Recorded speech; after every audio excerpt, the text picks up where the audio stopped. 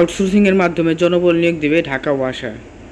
বিভিন্ন জোন দপ্তর বিভাগের জন্য আউটসোর্সিংয়ের মাধ্যমে জনবল নিয়োগ করবে ঢাকা ওয়াসা। সেই লক্ষ্যে দুটি কমিটি গঠন করছে সংস্থাটি।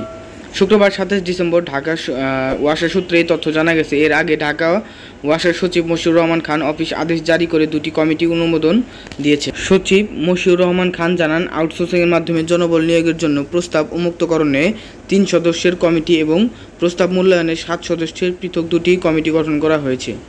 ঢাকা ওয়াসা সূত্রে জানা গেছে, প্রস্তাব উন্মুক্তকরণ কমিটিতে ঢাকা ওয়াসার তত্ত্বাবধায়ক প্রকৌশলী মোস্তফা কামাল মজুমদারকে আহ্বায়ক, উপসচিব শাহিদা কানিসকে সদস্য সচিব এবং সচিব মশিউর রহমান খানকে সদস্য করা হয়েছে। অন্যদিকে প্রস্তাব মূল্যায়ন কমিটির আহ্বায়ক ঢাকা ওয়াসার সচিব মশিউর রহমান খানকে আহ্বায়ক এবং উপসচিব আলমগীর হোসেনকে সদস্য সচিব করা হয়েছে।